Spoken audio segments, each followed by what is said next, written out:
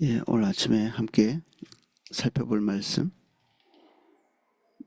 신명기 33장 8절에서 11절까지 내용입니다. 신명기 33장 8절에서 11절까지 내용입니다. 제가 내용을 읽어보겠습니다. 레위에 대하여는 일렀으되 주의 tum빔과 우림이 주의 경건한 자에게 있도다. 주께서 그를 마사에서 시험하시고 무리바 물가에서 그와 다투셨도다. 그는 그의 부모에 대하여 이르기를 내가 그들을 보지 못하였다 하며 그의 그의 형제들을 인정하지 아니하며 그의 자녀를 알지 아니한 것은 주의 말씀을 준행하고 주의 언약을 지킴으로 말미암음이로다. 주의 법도를 야곱에게 주의 율법을 이스라엘에게 가르치며 주 앞에 분향하고 온전한 번제를 주의 제단 위에 드리리로다. 여호와여 그의 재산을 풍족하게 하시고 그의 손의 일을 받으소서. 그를 대적하여 일어나는 자와 미워하는 자의 허리를 꺾으사 다시 일어나지 못하게 하옵소서. 아멘. 8절입니다. 레위에 대하여는 일렀으되 주의 둠밈과 우림이 그의 경건한 자에게 있도다.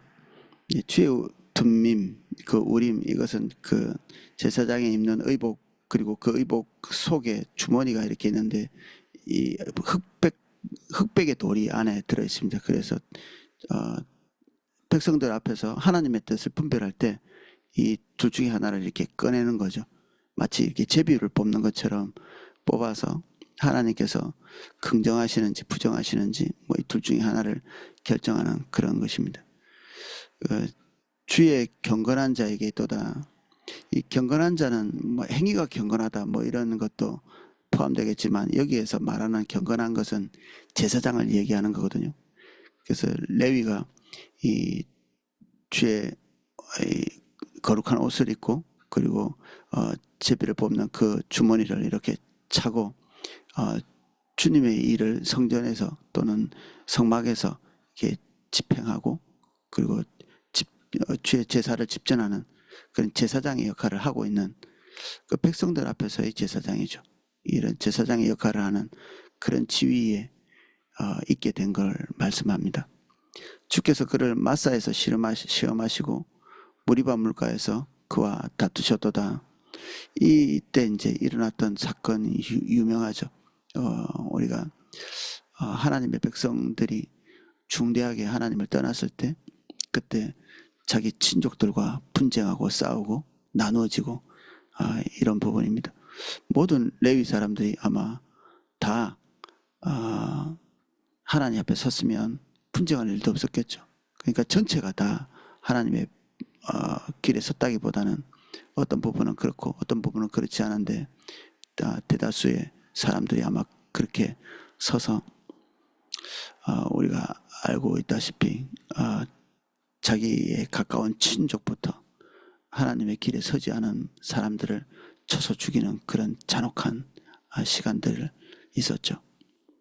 그런데 이 시기에 그들이 했던 그런 선택이 그의 삶의 저주를 축복으로 바꾸는 그런 일이 되었습니다. 레위는 그 어머니 레아가 남편으로부터 사랑받지 못하는 그런 상황에서 레위를 낳고 난 다음에 이제야 내가 남편의 사랑을 받고 남편과 연합하겠구나. 남편의 마음이 자기와 함께 있지 않은 것을 아는 거죠. 자기 동생인 라헬을 더 사랑했고 마지못해서 결혼한 여자를 누가 이렇게 사랑하겠습니까? 그러니까 그럴 수밖에 없었던 레아는 남편에게 미움을 받는 그런 존재가 돼버린 거죠. 그게 뭐 한이 맺히겠죠. 여성이 남편에게 사랑도 받지 못하고. 근데 이제 그것에 대한 그 어떤 회복의 어떤 하나님의 어떤 사인, 그게 바로 레위였거든요. 그 이름도 연합이라고 붙였잖아요. 하나님 하나님께서 주셔서 이제 남편과 연합할 수 있는 그런 존재로, 그런 사인으로 이렇게 이 아들의 이름을 레위라고 붙였는데, 이름은 연합인데 그가 아버지 야곱에게 그 혹독한 저주를 받죠. 이제 받을 수밖에 없는 이유는 저와 여러분이 잘 알고 있습니다.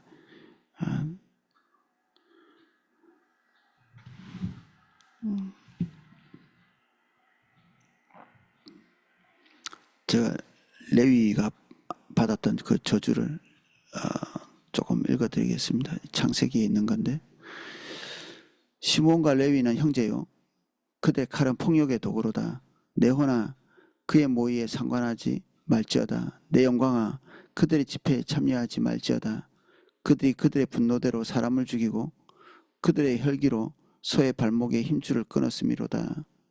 그의 노여움이 혹독하니 저주를 받을 것이요 분기가 맹렬하니 저주를 받을 것이라. 내가 그들을 야곱 중에서 나누며 이스라엘 중에서 흩으리로다. 아멘. 그 분노로 인해서 어떤 사건이 벌어지면 그 결정을 하나님께서 어떻게 보시는지, 또는 아버지가 이 사건을 어떻게 풀어가야 되는지, 뭐 그런 것 정도는 생각을 해야 되는데, 지금 당장 그들 중심에서 올라오는 불같이 타는 이 분노를 주체하지 못하고, 하나님이라면 하지 않을, 그리고 야곱이라고 하면 하지 않을 그런 길로, 해결책이라고 이렇게 그 길로 가버린 거죠. 그래서 이 저주를 받는, 다른 모든 자식들이 아버지의 모든 축복을 이렇게 받고 있을 때 누구보다도 이 저주에 그 적극적 저주죠. 이런 저주들은 사실은 루벤도 이 정도의 저주는 아니었지 않을까 싶습니다. 자기 자식에게 저주를 이렇게 퍼부을 것 같으면 평소에 감정이 그렇게 좋지 않았겠죠. 당연히 아마 그 사건이 일어난 이후로 아마 더욱 레위는 아버지 눈밖에 넣었을 겁니다. 이 야곱이라는 사람이 자기 자식을 골고루 이렇게 사랑하는 그런 종류의 인격을 가지고 있던 사람이 아닙니다. 아주 어떤 면에서는 몹쓸 인격을 가지고 있었던 거죠. 자기 부인이 난 자식을 끝까지 이렇게 챙기고 이렇게 끼고 사는. 그래서 다른 자식들이 뭐 뻔하게 다 아는 거죠. 아버지의 자식이 아닌 것처럼 그냥 내돌리는. 그리고 너희가 내 자식을 다 빼앗아 간다. 근데 그 자식을 빼앗아 가는 게 다 그 라헬의 자식들이었거든요. 나머지는 그냥 객체죠. 자식은 똑같이 자식인데 그가 보고 있는 자식은 레아의 자식들은 자식이 아닌 것처럼 이렇게. 이게 야곱의 뛰어넘을 수 없는 한계인데, 이 안에서 이 가족을 그냥 원수지간으로 이렇게 만들어 놓는, 그리고 그 가족들 사이에서 일어나지 말아야 될 일들을 조장하게 되는. 하나님께서 어떤 면에서는 이런 몹쓸 가정의 구조, 그리고 야곱의 이런 그 몹쓸 인격성, 이런 것들을 보시면 다 쓰레기통에 딱 집어넣어버리고 새롭게 시작하셔야 되는데, 이 세상은 그렇게 새롭게 시작할 수 있는 곳이 사람이 아무도 없는 겁니다. 흠집, 망가진 것, 그리고 더러운 것, 이것을 그대로 두시고 하나님께서 일하실 때 그분이 이 더러운 곳에서 완전한 길을 열어가시는 것, 이게 섭리라고 하는 것입니다. 섭리. 더러운 곳 위에서, 왜곡된 곳 위에서 뼈가 이탈된 것처럼 힘을 쓰지 못하는 그런 세상의 구조에 버젓이 있으면서 하나님께서 그것을 버리지도, 그리고 옆으로 제쳐놓지도 아니하시고 그 위에서 당신의 거룩한 뜻을 완성해 가시는 것, 이게 신적 능력이죠. 이것이야말로 하나님의 능력, 하나님의 섭리, 이것이 하나님의 위대성입니다. 그래서 하나님의 자녀라고 하면 이 위대성을 배워야 됩니다. 그 뭐 소위 그 세상에 더러운 것을 없애겠다고 이렇게 혁명의 칼을 드는 사람들이 다 본인들도 다 썩고 더럽고, 어떤 혁명이 그 긍정적인 역할을 한 혁명이었거든요. 다 피를 보면서 깨끗하게 하겠다. 조금도 깨끗해지지 않고 문제는 문제대로 더 커지고, 그리고 그 혁명의 중심이 된 사람은 나 뜨겁기 그지없는 다른 모든 사람보다 더 더러운,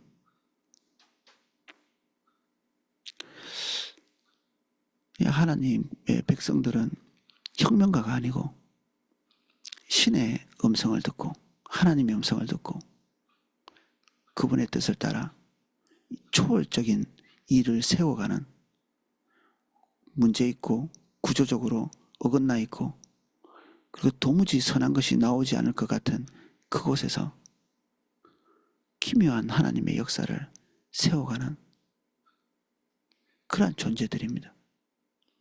그러니까 상식적이고 논리적인 것 이상의 하나님의 초월적인 능력의 통로가 되는 것이죠. 이게 3차원적인 것이 아니라 4차원적이고 더욱 고차원적인, 이게 하나님과의 관계 안에서 주님께서 지속적으로 공급하시는 하나님의 초월적인 은혜의 통로가 되지 않으면 일어날 수 없는 그런 종류의 일, 세상에서는 기대할 수 없는, 사실 우리의 존재만 봐도 우리가 기대할 수 없는 것들을 우리가 기대하도록 하나님이 요청하시는 거거든요. 이게 믿음입니다. 기대할 수 없는 것, 보이지 않는 것, 우리가 바라기는 하지만 실체를 만질 수 없는 것, 이게 믿음입니다.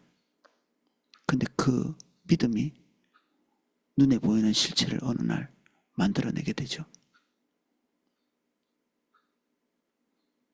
그래서 우리는 이 생각이 평면적이어서는 안 됩니다. 막혔다. 아, 끝났구나. 장애물이 있구나. 아, 이제 못 가는구나. 이게 아니라 그냥 그것은 환경에 불과하고 이제 하나님께서 무엇을 하시는지에 더 초점을 맞추고 주목해서 가게 되는, 우리를 둘러싸는 환경이 우리를 낙심하게 한다면 우리는 하나님을 보고 있지 않은 겁니다. 우리와 관계된 사람이 비인격적이다. 그래서 내가 더 만족할 수 없는 삶을 살게 될 것이다. 이게 표면적인 생각이죠.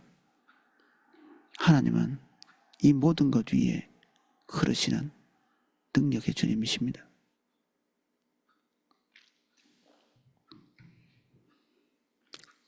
그럼 그의 부모에 대하여 이르기를 내가 그들을 보지 못하였다며, 부모와 자녀와의 관계가 유대는 어마어마하게 강하죠. 근데 그거보다 더 강한 거는 자기 자녀에 대한 관계죠. 형제들에게 대한 관계고, 부모는 자녀를 사랑하지만 자녀들은 부모를 잘 사랑하기 어렵죠. 질이 현저히 떨어지는.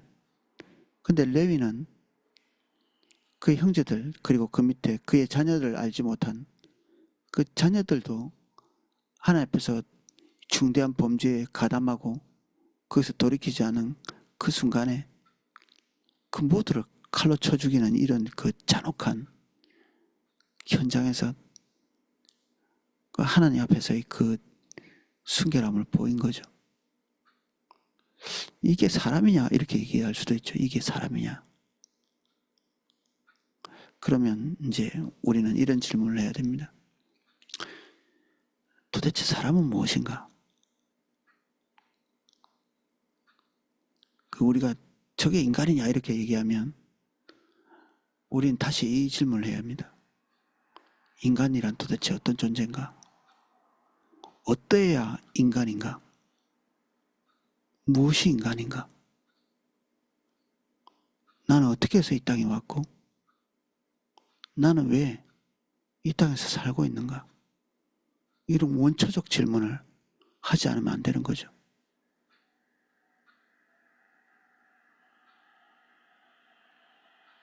하나님 없이 존재할 수 있는 존재가 있는가? 주님이 주시지 않은 목적을 달성하지 않고 의미 있는 삶을 살 수 있는 사람이 있는가? 주님이 부여하지 않는 그런 가치를 인간에게서 뽑아낼 수 있는가?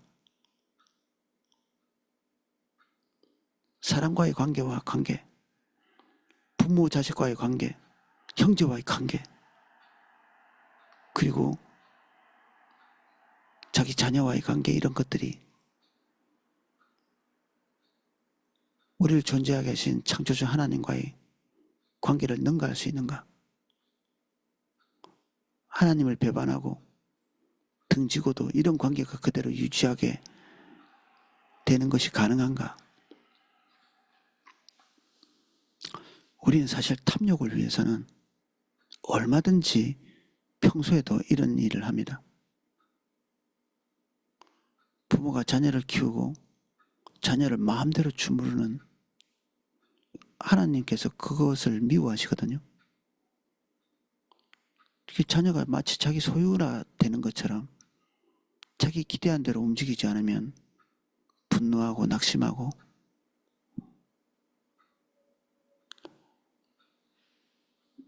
부모는 몸이 점점 약해지죠. 이렇게 몸이 점점 약해집니다. 그러면 욕심을 꺾고 자기 생각을 꺾고 삶을 축소해 나가는 게 정상적인 것입니다. 그런데 자녀를 통해서 자기 욕심과 탐욕을 그대로 이루려고 하는, 육체는 약해지고 생각은 약해지고 자기 지위는 약해지는데 탐욕은 그대로 있어서 그걸 자녀를 통해서 성취하려고 하는, 그게 아주 몹쓸 구조죠. 그래서 자기 탐욕을 위해서는 자녀의 삶이 어떻게 될 것인지 미처 깊이 생각하지 않는, 자기가 자기 신이기 때문에 그런 희생은 돌아볼 수도 없죠. 돌아볼 수 있는 힘도 없고, 우리가 이런 레위의 사건을 보면서 하나님이 어찌 이러실 수 있었을까? 이걸 어떻게 좋게 평가했을까? 이렇게 생각할 수 있지만 우리는 우리 자신을 이렇게 하나하나 해부해 보면 우리 자신의 잔혹성은 이것을 훨씬 능가한다. 우리는 우리가 중심이 되어 있고 우리가 도덕을 세워놓고 있기 때문에 우리 탐욕스러운 인간이, 우리가 모든 것의 기준이기 때문에 우리 입맛에 맞으면 선하게 보이거든요. 우리 입맛에 맞지 않으면 악하게 보입니다. 우리의 눈이 그렇습니다. 우리 눈이, 우리 귀가 그렇고 우리의 마음이, 우리가 스스로 기준이 되고 싶은 욕구, 거기에 모든 것을 맞추려고 하는, 나중에 모든 것이 다 엉망진창이 되고 나서도 그제서야 탄식해봤자 소용도 없는 그런 탄식을 또 하죠. 그 탄식 속에 자기가 잘못한 것을 깨달았다고 얘기하면서 다시 돌아와서 환경이 조금 숨쉴만 하면 다시 자기 중심적으로 판단하고 생각하고 팔이 안으로 굽는 것처럼 그런 식의 생각을 하는 게 우리의 타락한 본성입니다. 우리가 굉장히 도덕적이고 윤리적인 것 같지만 자기 중심 안에 있는 윤리에 불과하죠. 우리가 유교에 익숙해 있죠. 유교의 모든 중심은 놀랍게도 왕에게 충성하는 것입니다. 한 사람이 국가 전체를 장악하기 위해서 이런저런 구조를 만들어서 모든 사람들이 자기에게 집중되도록, 이게 왕정이고 그 왕정을 지지하는 것이 유교고, 유교는 하나님의 질서가 아닙니다. 그래도 긍정적인 것이 있잖아요. 마귀도 긍정적인 게 있습니다. 마귀가 얼마나 부지런한지 모릅니다. 그 배워야 되죠. 성실하고 부지런하고 포기를 모르는, 모든 것에는 배울 점이 있고, 그러나 우리가 그것을 보고 배워가는 것은 이게 올바른 진리를 향해서 가는 게 아닙니다. 모든 것은 하나님께서 기준이시고 우리는 거기서부터 출발하지 않으면 어떤 것과 비교해서 표면적인 것들을 배운다 할지라도 우리는 그 어느 시점에서 더러운 것을 밟게 됩니다. 똥을 밟는 것처럼. 그래서 아예 할 수만 있으면 모든 것을 포맷시키고 하나님으로부터 배우는 게 가장 좋은 방법입니다. 0에서부터 다시 출발하는 것. 그래서 어떤 면에서 보면 그 하나님의 사람들 중에 하나님의 일을 해야 되는 그 집중해서 해야 되는 아주 공명정대하고 주님의 것만 추구해야 되는 그렇게 쓰임받은 사람들이 부모의 손에서 길러지지 않은 경우가 많습니다. 사무엘이 그랬고 모세가 그랬고 마음 아픈 일이죠. 좋은 일이라고 절대 말할 수 없지만 하나님의 섭리는 엄마가 아버지가 기르는 것보다 하나님께서 직접 그를 어릴 때부터 양육해 가시는 거기는 비극적인 환경이 포함되어 있죠. 비극적인 환경. 어떻게 자식을 물에다 띄워보내겠습니까? 어떻게 자식을 그 젖만 떼가지고 이 성전에다 갖다, 그것도 뭐 별로 좋은 리더도 아닌 엘리의 그 시종이나 될 만한 그런 일에. 다윗도 아버지 밑에서 사랑받고 그 밑에 있고 싶었겠죠. 도망자 신세로 부모를 떠나 있고, 사실은 부모와 같이 있을 때도 사실 부모와 같이 있었던 것 같아 보이지는 않습니다. 그리고 자기 형제들과 긴밀한 관계를 가지고 있었을 법하지 않고요. 요셉은 아버지의 사랑을 받았지만 하나님께서 냉혹하게 그걸 잘라버리시죠. 안 돼라고 말씀하시는 겁니다. 안 돼. 야곱으로부터 영양분을 받아서는 안 되는 것입니다. 아버지로부터 영양분을 받아서는 안 되고 어머니로부터 영양분을 받아서는 안 되는 것입니다. 그러면 다 내동댕이 치고 버릴 건가? 부모는 하나님 앞에서 죽었다가 살아나야 됩니다. 육신적인 부모는 죽고 하나님 앞에서 거듭난 부모로서 우리의 자녀를 대해야 되죠. 그 전에 우리는 자녀를 몹쓸 길로 인도하고 있는 것입니다. 그 전에는 자녀에게 좋은 것을 주고 있지 않습니다. 내가 자녀를 얼마나 사랑하는데요. 이 세상에 새끼를 놓고 그리고 생육하고 번성하는 축복을 가진 존재치고 우리만큼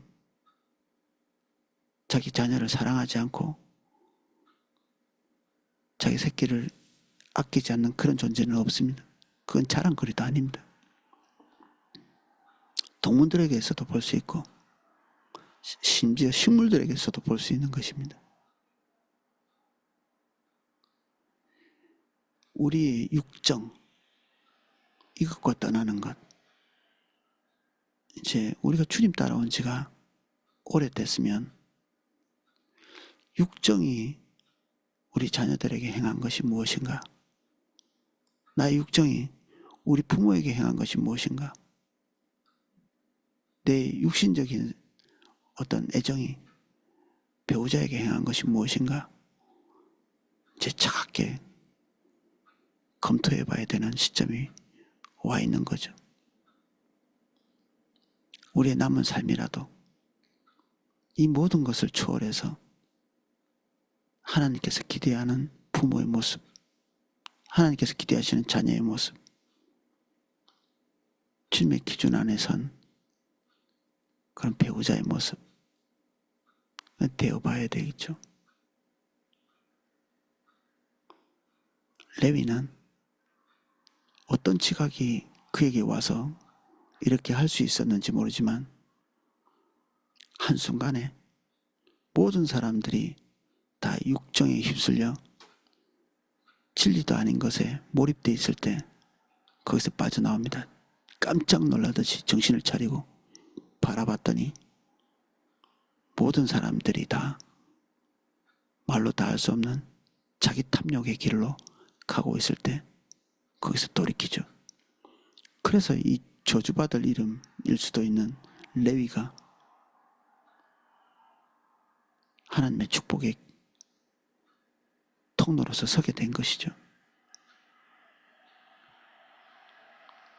하나님의 복이 있으면 좋겠다고 이름을 레위로 붙였는데 하나님의 몹쓸 저주를, 아버지의 몹쓸 저주를 받았던 그런 존재가 다시 그가 하나님 앞에 그 이름처럼 연합할 수 있는, 연합하게 하는, 하나님과 사람을 연합하게 하는 그런 종류의 사람이 되는. 그런데 그의 책임도 기묘합니다. 모든 사람들은 다 군대로 차출돼서 가나안의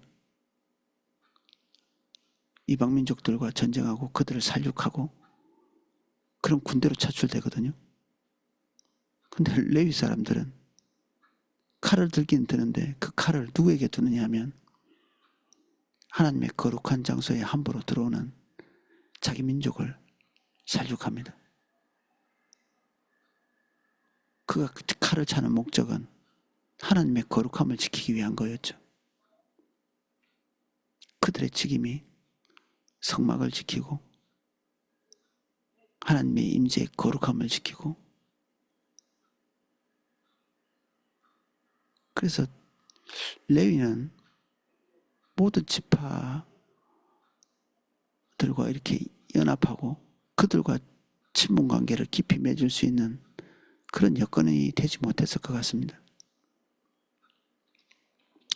그래서 그랬는지 아버지의 저주가 축복이긴 했지만 자기 땅도 불화받지 못하고 모든 지파에서 조금씩 내주는 그 땅에서 다 흩어져서 살죠. 레위 지파는 똘똘 뭉쳐서 한 곳에 살지 못합니다. 모두가 다 나누어져서 이 11개 지파의 어느 지점에서 하나님의 백성에게 말씀을 가르치고 제사를 집전하고 그런 역할을 감당하게 됩니다.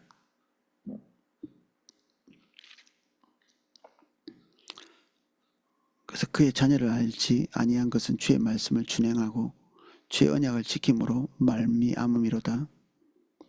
주의 법도를 야곱에게 주의 율법을 이스라엘에게 가르치며 주 앞에 분향하고 온전한 번제를 주의 제단 위에 드리리로다.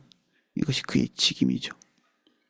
사실은 이런 직임에 접근할 수 없었던 존재일 수 있는데 그가 이런 직임을 감당할 수 있게 되었습니다. 11절 여호와여 그의 재산이 풍족하게 하시고, 이 이스라엘 내에서 땅을 분배받지 못한 사람이 재산이 풍족해진다. 이게 스스로 독자적인 축복이 아닌 걸 볼 수 있습니다. 이들은 이스라엘 다른 지파들이 가지고 오는 11조를 가지고 자기 생계를 이어가는 그런 종류의 사람들이었는데 그의 재산이 풍족하게 되려면 방법은 모든 지파들이 복을 받는 수밖에 없습니다. 그들이 헌신해야 되는 것은 모든 지파들을 하나님의 길로 이끌어서 하나님의 복을 받게 하는 거죠. 그래서 그들의 삶이 풍요로워질 때 그의 삶도 풍요로워지는, 그의 일을 신실하게 감당해서 나온 열매가 이스라엘 전체가 하나님 앞에 서는 것, 이게 그의 열매죠. 그것이 제대로 감당되어졌을 때 그의 삶도 풍족해지는 거죠. 그의 손의 일을 받으소서. 그를 대적하여 일어나는 자와 비호하는 자의 허리를 꺾어서 다시 일어나지 못하게 하옵소서. 이 레위 사람들이 하나님 앞에 온전하게 서 있을 때 그를 대적하는 것은 하나님을 대적하는 것이죠. 이제 이스라엘 백성들이 하나님의 성전을 수행할 때 전쟁을 수행할 때 그들 앞에 대적하는 것은 하나님을 대적하는 것이었거든요. 레위 지파만 그런 것이 아니라 하나님 앞에 서 있는 모든 사람들이 하나님의 입장을 대변하는 곳에 서 있을 때 그를 대적하는 것 자체가 하나님을 대적하는 것과 일치되는 것이 됩니다. 그래서 이 레위의 지위가 아름답게 보이는 다른 지파들도 있을 수가 있죠. 나도 저런 일을 해보고 싶어 하는 사람이 있을 수 있습니다. 그래서 이 레위 지파만 감당할 수 있었던 이 위치를 해볼 수 있도록 일반인이 사모한다면 나실인의 제도가 있는 것입니다. 그가 일정 기간 동안에 하나님 앞에서 살아보고 싶다. 그러면 그가 나실인의 삶을 살 수 있도록 하나님이 규정을 열어놓고 있습니다.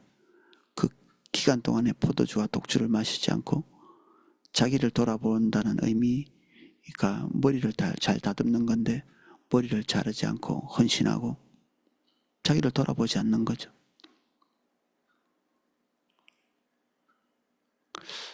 그래서 시체를 손대지 않고 이거는 사실 아버지가 죽을 수도 있고 어머니가 죽을 수도 있고 그 장례를 치러야 되는데 그 헌신한 기간 동안에 그런 일이 일어나도 그런 곳에 참여할 수가 없게 됩니다. 그 육정까지도 초월하며 하나님의 일을 수행하는 일반인들도 하고 싶다면 그런 과정을 지키고 그리고 하나님께 자기 자신을 온전히 거룩하게 되어서 드릴 수 있는 그 통로는 열어져 있죠. 오늘 레위에 대해서 살펴봤습니다. 오늘은 여기까지 살펴보겠습니다. 주님, 우리는 우리 육정을 진리같이 여깁니다. 우리가 볼 때 선한 것, 좋은 것, 좋은 느낌을 주는 것, 아니 이곳에서 하나님의 진리를 가지고 그 모든 것들을 재검토할 수 있도록 도와주십시오. 옳은 것을 옳게 보게 하시고 옳지 않은 것을 붙들지 않게 해주십시오. 부모와 자녀와 배우자의 모든 관계를 나 중심적으로 세워가고 있었다면 하나님, 우리가 이것을 초월할 수 없으니 오늘 우리의 십자가를 더 밝게 보이시고 그 위에 다시 못 박고 설 수 있도록 은혜 주십시오.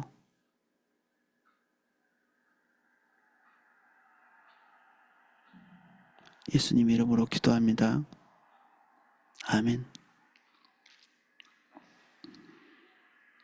각자 기도하실 수 있도록 음악을 방송해 드립니다.